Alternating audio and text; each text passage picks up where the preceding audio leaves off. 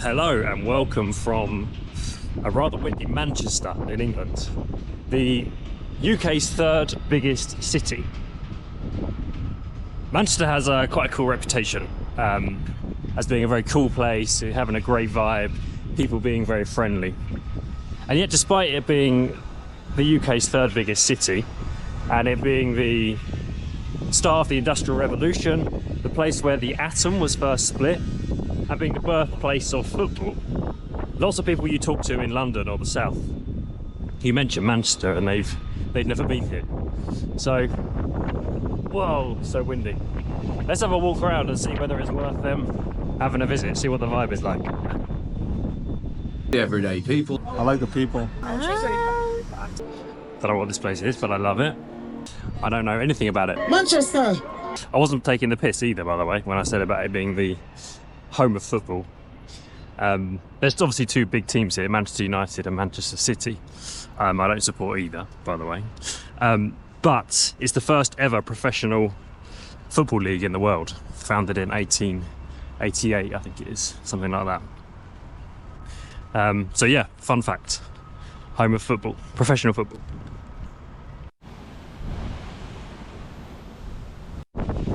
Like I mentioned earlier, the Industrial Revolution started here in Manchester in the 1900s, early 1900s. And all of these canals you can see around here are part of the infrastructure of that time.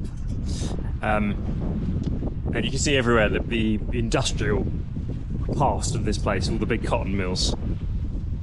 Lots of people got very, very rich, obviously through these cotton mills. But there's also tales of, exploitation and poverty during that time for people that worked here. But about 50% of Manchester at one time worked for these cotton mills. How cool is this thing here that I found? I don't know what it is, but it's beautiful.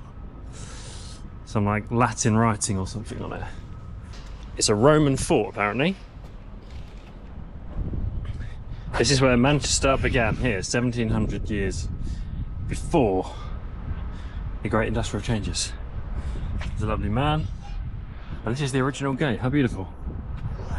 And this, I guess, is the moat. How incredible.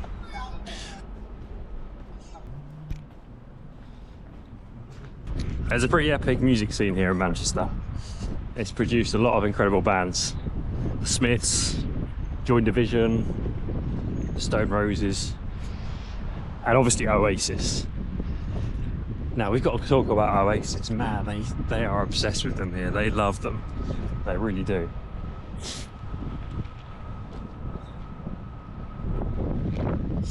They're absolutely everywhere in the city. Every pub and bar you go into, there's like a neon sign with Oasis lyrics on the wall. Buskers playing Wonderwall. Memorabilia, posters, street art. I'm very interested to know actually what it was about Oasis's music that resonates so much with the people here. How much Manchester influenced Oasis and how else Oasis influenced Manchester.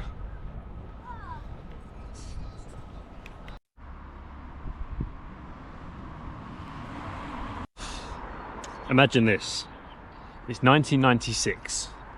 You turn on the TV, there's Oasis, live at Nebworth, 250,000 people. In fact, 2.5 million people have tried to get tickets. That's 1 in every 20 Brits.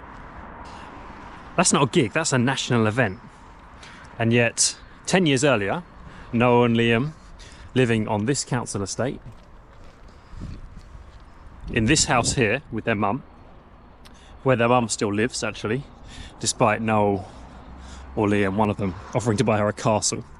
All she wanted was a new front gate. And yet 30 years later, their music still reverberates around the world. And when they announced their reunion last year, they literally broke the internet. So how did two guys going from this council estate here, unremarkable council estate in Burnage, in Manchester, go to achieve such global stardom? That's because Oasis weren't just a band. They didn't just write songs. They captured a spirit. They captured the spirit of Manchester, which is why they're still so relevant today.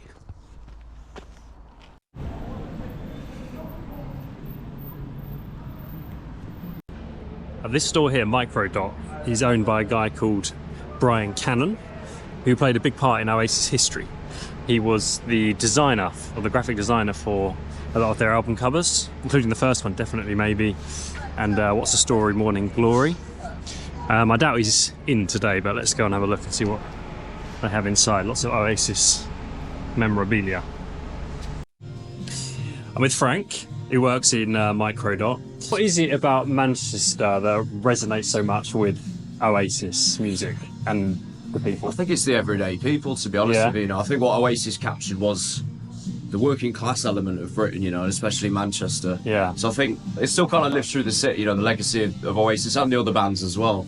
But you see it in the people all the time, and it's resonating through the music scene in Manchester these days as well. Because we've produced, Manchester's produced a lot of great bands, right? The Verve, Oasis, obviously the Verve. I mean, the list goes on, honestly. Yeah, the Stone Roses and what have you.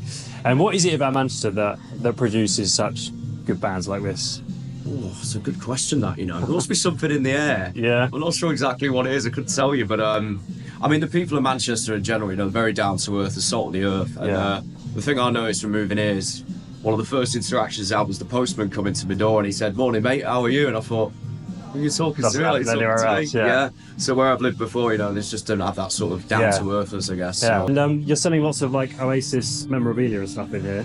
Yeah. Who buys this typically? Is it like older people, or are younger people coming in and discovering it as well? You do get a good range of people, to be honest with you. I think there's a lot of mega fans from the time in the 90s that maybe got a bit more money behind them and they'll come in and buy stuff. And but we ship all over the world as well. So some managers and my boss have been telling me to get a lot of sales to South America and South Korea and Italy as well. A lot of following in Italy. Pretty global. But a good mix of people, to be fair. But I would say the main purchasers are the ones that were around in the 90s. You know. Yeah. So did you get tickets? I did manage to get one. Luckily, yes. You lucky bastard. Yes, we're very lucky. Yeah. So Heaton Park or Heaton Park. That's it. Yeah. So I mean, I got through to the checkout. Unfortunately, it kicked me out, but my mate pulled through. So lucky. Very lucky. Yeah. That's cool. Well, Frank, thank you so much. Thanks so much, Joe. Appreciate you speaking to me.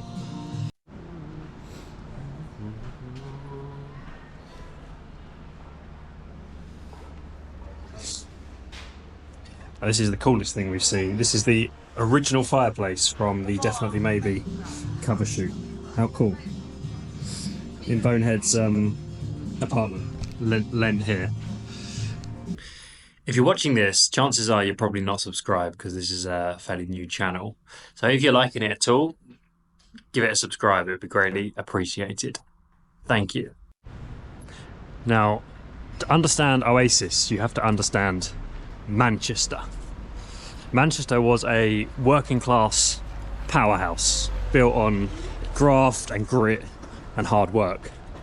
But by the time the Gallaghers were growing up in the 80s, the city had seen better days. Factories were closing, people were losing their jobs, and people were angry. And that's the thing about Manchester. I've been living here for about 4 months now. It's a city that doesn't take shit from anybody. And neither did Oasis. Oasis, their kind of swagger, their confidence, their bravado resonates with the people here.